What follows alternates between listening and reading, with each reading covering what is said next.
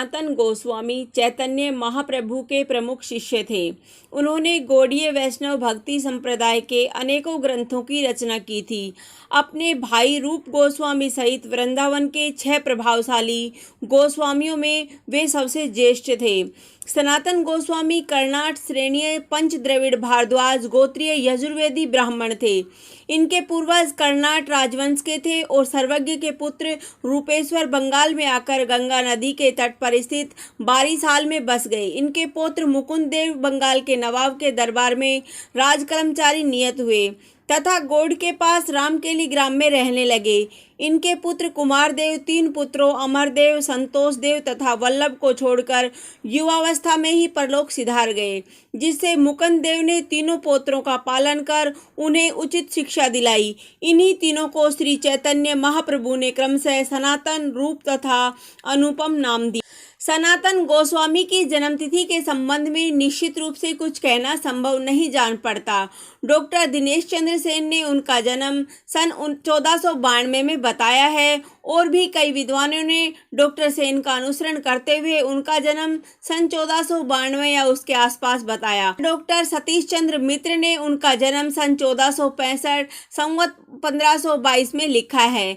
यही ठीक जान पड़ता है क्योंकि महाप्रभु जब रामकेली गए उस समय सनातन गोस्वामी हुसैन शाह के प्रधानमंत्री थे। महाप्रभु की आयु उस समय 28 से 29 वर्ष की थी। महाप्रभु का आविर्भाव हुआ 1486 में। वे रामकेली गए सन्यास के 5वें वर्ष सन 1514 या 1515 में। इस हिसाब से सनातन गोस्वामी की आयु डॉक्टर सेन के मत अनुसार उस समय 23 वर्ष की होती। रामकेली में महाप्रभु से मिलने के कई वर्ष पूर्व वे प्रधानमंत्री हुए होंगे। उस समय उनकी आयु केवल 18 से 19 वर्ष की या उससे कम होगी और रूप गोस्वामी की भी उससे भी कम, जो विश्वास करने योग्य नहीं। यदि उनका जन्म मित्र महाशय के अनुसार सन 1465 में माना जाए तो उनकी उम्र रामकेली के महाप्रभु से उनके मिलने के समय 49 से 50 की होती है, जो प्रधानमंत्री पद के लिए ठीक लगती है। शिक्षा सनातन गोस्वामी के पितामह मुकुंददेव दीर्घकाल से गौड़ राज्य में किसी उच्च पद पर आसीन थे। वे रामकेली में रहते थे। उनके पुत्र श्री कुमार देव बाकला चंद्र द्वीप में रहते थे। कुमार देव के देहावसान के पश्चात मुकुंद देव श्री रूप सनातन आदि को रामकेली ले आए।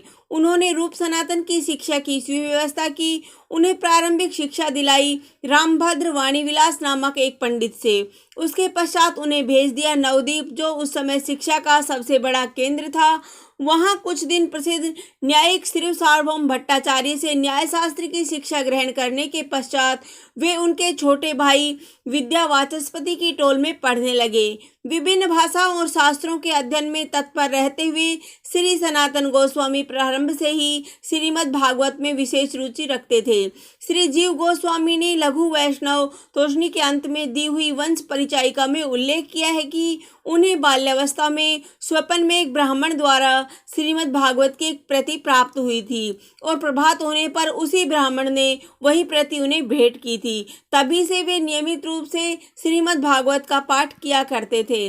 महाप्रभु से सनातन गोस्वामी का महाप्रभु से मिलन काशी में हुआ। जब वे काशी पहुंचे तब उन्हें सुसंवाद मिला कि महाप्रभु वृंदावन से लौटकर कुछ दिनों से काशी में चंद्रशेखर आचार्य के घर ठहरे हुए हैं। उनके नृत्य कीर्तन के कारण काशी में भाव भक्ति की अपूर्व बाढ़ आई हुई है। यह सुन उनके आनंद की सीमा न रही। दूसरे ही क्षण दीनहीन वेश में ही वे चंद्रशेखर आचार्य के दरवाजे पर उपस्थित हुए। उनके प्राण महाप्रभु के दर्शन के लिए छटपट कर रहे थे, पर वे अपने को दीन और अयोग्य जान भीतर जाने का साहस नहीं जुटा पा रहे थे। महाप्रभु को अपने प्राण सनातन के आगमन की खबर पड़ गई। प्राण प्राण से मिलने को भाग पड़े। उच्च स्वर से हरे कृष्ण कहते सनातन को उनका मधुर कंठ स्वर पहचानने में देर न लगी। उन्होंने जैसे ही सिर ऊंचा किया तो देखा कि उनके प्राण धन श्री गौरांग कनक कांति सी दिव्य छटा बिखेरते प्रेम अश्रुपूर्ण नेत्रों से उनकी ओर एकटक निहारते भाव गदगद कंठ से मेरे सनातन मेरे प्राण कहते दोनों भुजाएं पसार उन्हें आलिंगन करने की ओर बढ़े। पर सनातन छिटक कर अलग जा खड़े हुए और हाथ जोड़कर कातर स्वर में कहने लगे, प्रभु मैं नीच पामर विषयी यवन से भी आपके स्पर्श करने योग्य नहीं, मुझे न छुए। नहीं सनातन, दैन्य रहने दो। तुम्हारे दैन्य से मेरी छाती फटती है। तुम अपने भक्ति बल से ब्रह्मांड तक को पवित्र करने की शक्ति रखते हो। मुझे भी अपना स्पर्श प्राप्त कर धन्य होने दो। कहते कहते महाप्रभु ने सनातन को अपनी भुजाओं में भर नेत्रों के प्रेम जल से अभिषिक्त कर दिया। चंद्रशेखर से महाप्रभु ने कहा, सनातन का छोर करा उनका दरवेश वेश बदलने को। चंद्रशेखर ने छोर और गंगा स्नान करा उन्हें एक नूतन वस्त्र पहनने को दिया। सनातन ने इसे स्वीकार करते हुए कहा, यदि मेरा वेश बदलना है तो मुझे अपना व्यवहार किया कोई पुराना वस्त्र देने की कृपा करे। तब मिश्र जी अपना व्यवहार किया एक पुराना वस्त्र ले आए। सनातन ने उसके 2 टुकड़े कर डोर, कोपिन और बहिर्वास के रूप में उसे धारण किया। तभी से गौड़ीय वैष्णव में वैराग्य वेश की प्रथा आरंभ हुई, जो अब तक चली आ रही है। वृंदावन 2 महीने तक सनातन को अपने घनिष्ठ सानिध्य में रखने के बाद और वैष्णव सिद्धांत में निष्णात करने के पश्चात चैतन्य महाप्रभु ने उनसे कहा, सनातन, कुछ दिन पूर्व मैंने तुम्हारे भाई रूप को प्रयाग में कृष्ण रस का उपदेश कर और उसके प्रचार के लिए शक्ति संचार कर वृंदावन भेजा है। तुम भी वृंदावन जाओ, तुम्हें मैं सौंप रहा हूँ 4 दायित्वपूर्ण कार्यों का भार। तुम वहां जाकर मथुरा मंडल के लुप्त तीर्थों और लीला स्त्रियों का उद्धार करो, शुद्ध भक्ति सिद्धांत की स्थापना करो, कृष्ण विग्रह प्रकट करो और वैष्णव स्मृति ग्रंथ का संकलन कर वैष्णव सदाचार का प्रचार करो। इसके पश्चात कंगालों के ठाकुर परम करुण गौरांग महाप्रभु ने दयाद्र चित्त से करुणा विगलित स्वर में कहा, इनके अतिरिक्त एक और भी महत्वपूर्ण दायित्व तुम्हें संभालना होगा।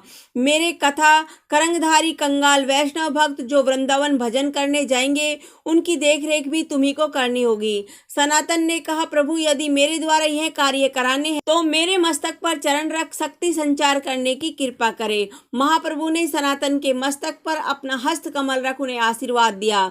जब महाप्रभु की आज्ञा सिरोधार्य कर सनातन ब्रज जाने के लिए महाप्रभु से विदा हो रहे थे, तब उनके प्राण उनके चरणों से लिपटे थे।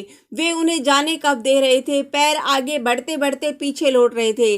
जाते जाते वे अश्रुपूर्ण नेत्रों से बार बार महाप्रभु की ओर देख रहे थे और मन ही मन कह रहे थे, न जाने कब फिर उनका भाग्योदय होगा, कब फिर करुणा और प्रेम की उस साक्षात मूर्ति के दर्शन कर वे विरह अग्नि से जर्जर अपने प्राणों को शीतल कर सकेंगे।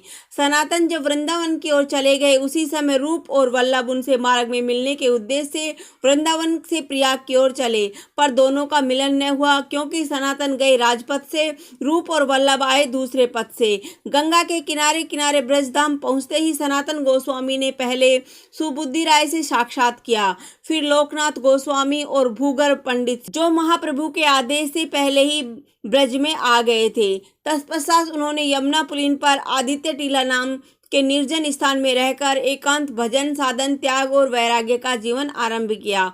धन्यवाद। जय हिंद, जय भारत।